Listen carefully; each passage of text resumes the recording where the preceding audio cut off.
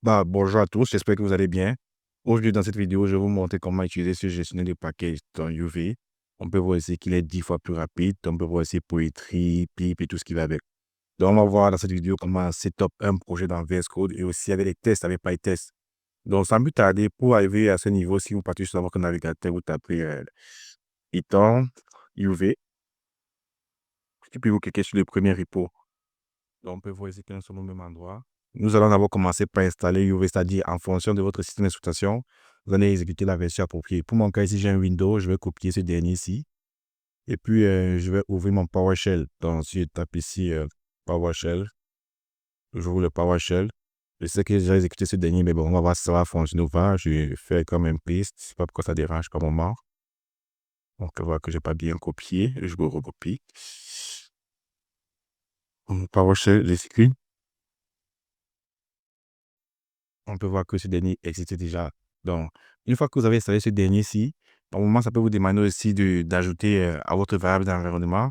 Donc, si je fais par exemple Windows R, et puis je viens ici, pendant, dans votre variable d'environnement, vous le voir ici. Pour moi, c'est déjà là, mais pour vous, vous allez peut-être exécuter une commande, c'est-à-dire set machin, ça va vous afficher. Et une fois ça, vous pouvez redémarrer votre ordinateur. Donc, pour ma part, j'ai eu à dire redémarrer mon ordinateur pour que ça fonctionne normalement. Donc maintenant, c'est parti. On va maintenant setup un projet en utilisant UV. Donc, vous pouvez directement suivre la documentation. Vous pouvez voir ici, on peut aussi installer en utilisant pip.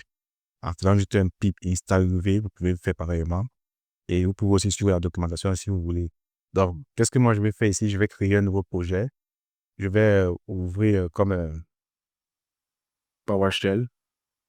PowerShell, un terminal. Puis maintenant, ici, je vais me rediriger vers le desktop. Et puis, je vais créer mon projet là. Pour créer un projet, c'est assez simple. Vous faites juste UV init. Et puis maintenant, vous donnez le nom du projet. Bon, je vais mettre setup. Le nom setup, YouTube. Et on va voir qu'un nouveau dossier a été créé. Malgré que j'ai deux dossiers, c'est un peu bizarre, je ne savais pas. Peut-être c'est ce que j'ai fait précédemment. Donc, on va setup Python, setup YouTube. Donc là, on peut voir qu'en exécutant ces commandes-là, on est directement, je ne sais pas, il faut que je vous montre. Donc, c'est-à-dire, en exécutant cette commande, c'est-à-dire code.setup YouTube, on a directement notre VS Code qui s'ouvre avec le projet qui a été setup. Donc, on peut voir ici que on a le fichier projet.toml qui a été généré de façon automatique en faisant juste le init. Auparavant, par exemple, en utilisant PyNV, on était amené à exécuter manuellement en Python-mvn et tout ce qui va avec, activer et tout ce qui va avec. Maintenant, là, en faisant juste une seule commande, on a notre projet.toml qui a été créé et c'est ça. Donc, qu'est-ce qu'on va faire maintenant? Je vais maintenant ouvrir le terminal. Et ici, qu'est-ce que je fais? Je vais essayer d'installer un package. Donc, on peut voir ici la structure du projet. On peut voir ici qu'il n'y a pas encore notre virtual environment. Donc, je vais essayer d'installer un package. C'est assez simple pour installer un package. On fait juste un UV add, le nom du package. Je ne sais pas pourquoi j'aime bien installer SQL Alchemy. Je ne sais pas pourquoi, mais on va juste l'installer. On va voir que notre PyProject.toml a été mis à jour. Donc, on peut voir ici qu'il y a le SQL Alchemy qui existait déjà. Et c'est ça. On peut voir aussi que le VNV a été créé, c'est-à-dire notre virtual environment a été créé. Vous voyez que c'est assez facile et aussi c'est vraiment rapide. Donc, ça prend vraiment pas du temps. Donc, pour la suite, qu'est-ce qu'on va faire? Je vais créer d'abord mes fichiers source et mes fichiers test. Donc, je vais créer ici un fichier SRC et aussi un fichier test. Non, je vais créer voilà, un fichier test. Et maintenant, je vais installer comme une nouvelle dépendance, je vais installer PyTest. Donc, pour installer PyTest et assez step, qu'est-ce qu'on va faire? On va faire uv-dev, non, uv add-dev-pytest. Donc, on peut voir que notre dépendance PyTest a bel et bien été installée. Donc, si par exemple ici, je décide de créer comme un fichier, généralement, ce que je fais, c'est que dans mon fichier source, j'essaie d'avoir une structure particulière, c'est-à-dire, après mon fichier SRC, je mets généralement un autre folder qui contient le nom du projet. dans le nom de mon package. Donc, je mets ici new, puis je mets ici le nom de mon package, setup YouTube. Et puis, je peux créer maintenant mes fichiers, c'est-à-dire, je peux créer par exemple un fichier ici à .py. Donc, ce qu'on va essayer de faire ici, là, c'est vraiment essayer de faire un test minimaliste. Là, par exemple, qu'est-ce qu'on va faire?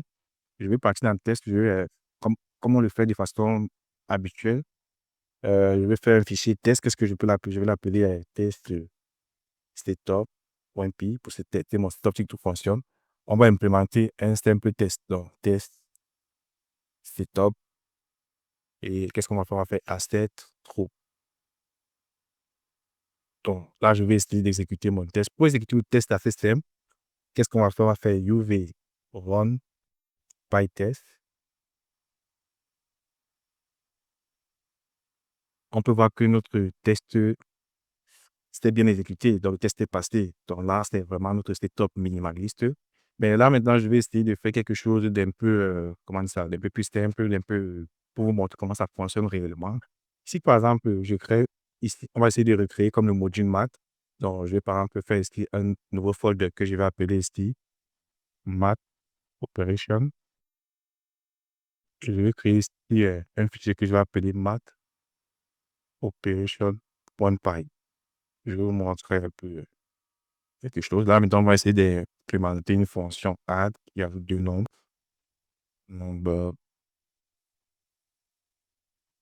one. Je ne suis pas trop habitué avec le clavier. Number two, et qui va simplement retourner number one plus number two. OK. Donc, là, qu'est-ce qu'on va faire? On va faire notre if. If name égale à in. Vous voyez que je ne suis pas trop habitué avec ce clavier.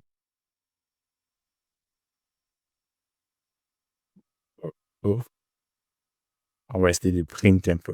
Donc, moi, je te fais un petit test. Si on fait par exemple 2 plus 2, ça va donner 4 normalement. Donc, on exécute. On peut voir ici qu'on a le résultat attendu qui est de 4. Donc, qu'est-ce qu'on va faire? On va essayer maintenant d'implémenter le test pour cette fonction add qui ajoute deux nombres. Donc, qu'est-ce qu'on va faire? Moi, généralement, ce que je fais, j'aime bien avoir la même structure que dans mon fichier source.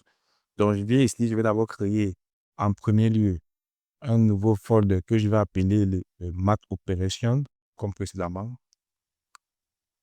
Et puis maintenant, je vais créer maintenant un fichier que je vais appeler test et le nom de la classe. Donc, math, en tout cas, le nom du fichier, dans ce cas, test math opération.py. OK. Maintenant, qu'est-ce qu'on peut faire ici? On peut sélectionner aussi notre environnement de variables, n'oubliez pas. Et puis maintenant, on peut importer aussi, ici, faire import PyTest, juste pour voir si l'import fonctionne bien, pas d'erreur. Oui. Puis maintenant, on va essayer d'importer math operation. Donc, ça va faire import. Je vais partir dans src.setupyoutube.mathopération. Import as mp. Voilà, je vais l'appeler comme ça. Puis on fait test. Fait def. Test. Je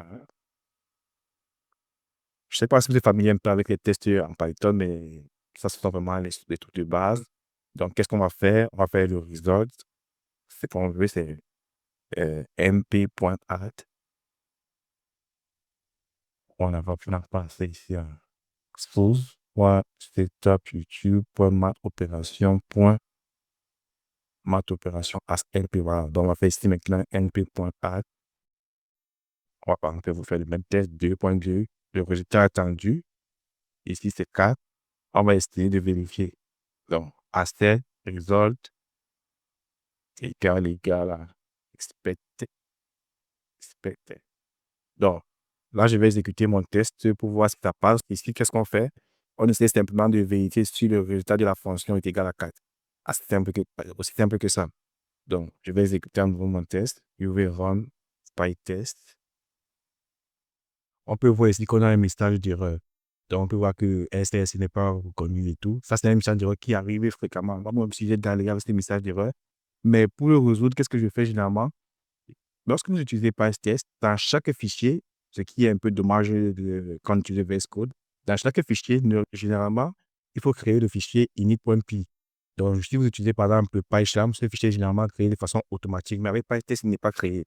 Donc, on doit le créer dans chaque fichier. C'est-à-dire que si je fais ici new file, je crée ici un fichier init.py. Et aussi, dans mon mat opération, j'essaie aussi de faire la même chose. Init.py. Et qu'est-ce que je fais de là? On peut encore essayer. Comme je vous ai dit, ça serait vraiment essayer à erreur. Je vous fais ça parce que notre jet carré vraiment avec ces tests-là. Là, on voit maintenant que le tout fonctionne normalement. Donc, lorsque vous créez votre test, à chaque fois que vous créez un folder ou encore un fichier de fonction, il faut obligatoirement créer le fichier init.py.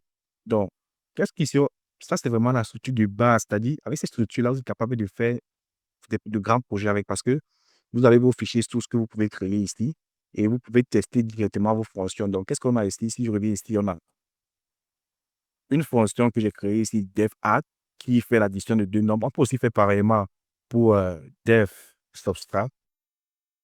Donc, je vais copier simplement, puis on va peut-être temps un peu. Puis, je vais faire un subtract. Et puis, on va faire un number one, number 2. Ici, ça va être un peu plus compliqué, mais on va d'abord faire des tests, un simple test. C'est-à-dire ici, je peux essayer d'appeler la fonction pour voir le résultat. C'est-à-dire, on va faire 3 moins 2, ça va donner 1. Puis, l'exécute ici. On a la commande 2, ça donne 1. Et puis maintenant, on va essayer d'implémenter le test pour la deuxième fonction. Donc, là, ici, on voit qu'on n'a pas de condition. On n'a pas de condition. Qu'est-ce qu'on fait? On va revenir dans le fichier de test. Test mat opération, on va implémenter un deuxième test. Il y a plusieurs façons ici. Soit on peut directement faire une condition directement dans notre fonction pour vérifier si le premier nombre est supérieur au deuxième nombre, soit on peut lever une erreur. Soit qu'est-ce qu'on peut faire? On peut aussi directement le faire au niveau du test. Donc, ici, qu'est-ce qu'on a? On a map.add, on va faire ici substrat. Puis on va mettre encore ici, c'est costé 3.2. Et la valeur attendue, c'est 1. Si on exécute ce dernier, on n'aura aucun problème. En principe. Là, je reviens dans mon. On voit ici qu'on a vraiment deux tests qui sont passés. Donc, on voit ici qu'on n'a pas de souci, donc le tout fonctionne correctement. Mais qu'est-ce que vous pouvez faire aussi, c'est vraiment aussi d'implémenter des conditions ici. Par exemple, ici, par exemple, le premier nombre est plus grand que le deuxième. On peut lever une erreur assez facilement. Donc, qu'est-ce qu'on peut faire? On peut juste mettre if number one. Parce qu'il y a plusieurs conditions qu'on peut faire. Number one inférieur à number two. On peut faire ici comme un raise, peut-être value error, c'est pas. On peut faire ici comme un raise value error. Donc là maintenant, qu'est-ce qu'on va faire? On va essayer par exemple de mettre ici 2 et 3 et on va exécuter le programme. On peut voir que notre exception, on peut voir ici que notre exception a bien et bien été levée avec succès. Donc, comme je vous ai dit, peut-être la vidéo a un peu été rapide, plus naturelle que d'habitude, mais le but c'était vraiment de vous montrer comment setup un projet en utilisant UV. Donc, il y a plusieurs commandes que vous pouvez utiliser. Par exemple, si vous voulez avoir accès au head de UV, vous faites juste UV-help. Là, on peut voir tout ce qui peut être fait. Donc, on peut run init, add, remove, sting. Et ici, dans le fichier .log, c'est un fichier que vous devez normalement inclure dans votre Git, car ce fichier peut être, en tout cas, il contient vraiment tous les packages de notre projet. Et aussi, il peut être utilisé pour setup un autre projet. Donc, ce fichier doit normalement être inclus dans notre Git lorsqu'on fait des commits. Donc, c'est un peu ça. Qu'est-ce qu'on a d'autre? Si je reviens dans le terminal, je fais UV10, on n'a pas d'autre. Donc, on a le add pour ajouter un package. On a le remove. Par exemple, on va essayer de retirer un package. On a installé tantôt SQL Alchemy. SQL Alchemy. Donc, on va faire uv. C'est quoi? C'est remove. Et on va donner le nom du package SQL Alchemy. Donc, on peut voir que là, le package a été retiré avec succès. Si on revient dans le projet.toml, on ne voit plus ce package. Aussi, on peut venir aussi le vérifier dans le lib. Donc, on peut voir que le SQL Alchemy n'existe plus. Donc, on a encore quelques fonctions. Ici, on a Sting qui permet de synchroniser nos variables d'environnement, c'est-à-dire le pipe.jupyter.mail. On a log, Esther, truc, Python, Pit, Ven. En tout cas, si vous voulez plus en savoir, je suis dernier. Si vous voulez que je fasse une vidéo plus poussée, faites-moi savoir dans les commentaires. Vous pouvez aussi checker le repo en ligne directement. Donc, il y a vraiment du top. Si vous venez ici, vous parlez dans pour le documentation, vous pouvez voir que le repo est vraiment assez costaud. Donc, si vous avez aimé la vidéo, n'hésitez pas à liker, à vous abonner, à partager. Et comme vous avez vu aussi, pour l'installation des paquets, c'est assez rapide, ça ne prend pas du temps. Donc, quoi de mieux? J'espère que vous avez aimé la vidéo. Merci.